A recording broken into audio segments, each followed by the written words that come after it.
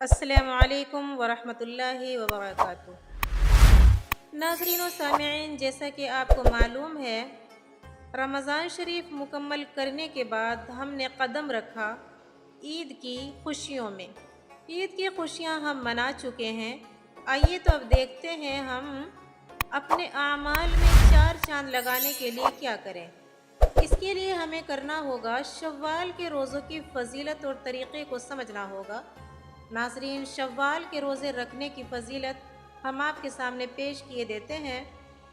جناب، اسلام میں نفل روزے رکھنے کی بڑی فضیلت ہے اور شوال کے 6 روزے خاص طور پر فضیلت اور برکت والے سمجھے جاتے ہیں۔ ان روزوں کی فضیلت صحیح احادیث میں بھی بیان کی گئی ہے۔ حضرت ابو ایوب انصاری رضی اللہ تعالیٰ عنہ سے روایت ہے کہ نبی پاک صلی اللہ علیہ وسلم نے فرمایا، جس نے رمضان کے روزے رکھے پھر اس کے بعد شوال کے 6 روزے رکھے تو اس نے پورے سال کے روزے رکھے اور اس کو پورے سال کے روزے رکھنے کا ثواب ملے گا۔ صحیح مسلم۔ اس حدیث کی روشنی میں علماء اکرام فرماتے ہیں کہ شوال کے 6 روزے رکھنے والے کو ایسا ثواب ملتا ہے جیسے اس نے پورا سال روزے رکھے ہوں۔ اس کی وجہ یہ ہے کہ اللہ تعالیٰ نے فرمایا ہے کہ جو شخص ایک نیکی کرتا ہے اسے 10 گنا ثواب ملتا ہے۔ سورہ انعام آیت نمبر 160۔ اس اصول کے مطابق رمضان کے 30 روزے جب ہم 10 سے ملٹیپل کرتے ہیں تو 300 بنتے ہیں اور شوال کے 6 روزے ملا کر 360 بنتے ہیں۔ اللہ اکبر، جو تقریباً پورے سال کے برابر ہیں۔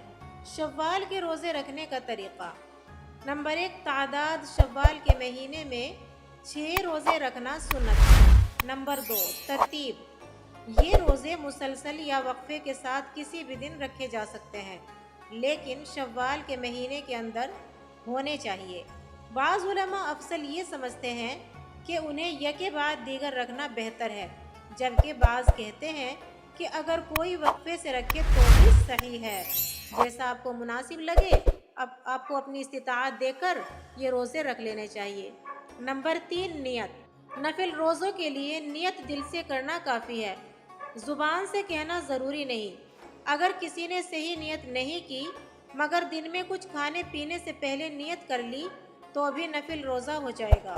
نمبر 4، قضا اور شوال کے روزے: اگر کسی پر رمضان کے روزوں کی قضا باقی ہو تو بہتر ہے کہ وہ پہلے قضا روزے رکھے اور پھر شوال کے 6 روزے رکھے۔ بعض علماء کے نزدیک قضا اور نفل ایک ساتھ نہیں رکھے جا سکتے، جبکہ بعض کہتے ہیں کہ ایک ہی نیت سے دونوں کا ثواب مل سکتا ہے۔ نمبر 5، افطاری اور سحری: سحری کھانا سنت ہے اگرچہ یہ ضروری نہیں۔ افطار کے وقت دعا مانگنا مسنون ہے اور اللہ تعالیٰ نفل عبادت پر بھی خوب اجر و ثواب عطا فرماتا ہے۔ شوال کے روزے رکھنے کے فوائد: نمبر 1، پورے سال روزے رکھنے کا ثواب ملتا ہے۔ نمبر 2، رمضان کے روزوں کے بعد مزید نیکی کرنے کا موقع ملتا ہے۔ نمبر 3، یہ روزے ایمان کو مضبوط اور تقوی میں اضافہ کرتے ہیں۔ نمبر 5، بدن اور روح کی پاکیزگی میں اضافہ ہوتا ہے۔ نمبر 5، رمضان کے بعد عبادت کا تسلسل قائم رہتا ہے اور یہ ایک مستقل عبادت کی عادت بننے میں مدد کرتا ہے۔ شوال کے 6 روزے عظیم فضیلت کے حامل ہیں اور ان کا اجر بہت زیادہ ہے۔ اگر کوئی شخص رمضان کے روزوں کے بعد شوال کے روزے رکھ لے تو وہ ایسا ہے جیسے اس نے پورا سال روزے رکھے ہوں۔ اس لیے ہمیں اس مبارک موقع سے فائدہ اٹھاتے ہوئے یہ روزے رکھنے کی کوشش کرنی چاہیے تاکہ اللہ کی رضا اور زیادہ ثواب حاصل ہو۔ اللہ ہمیں عمل کی توفیق عطا فرمائے۔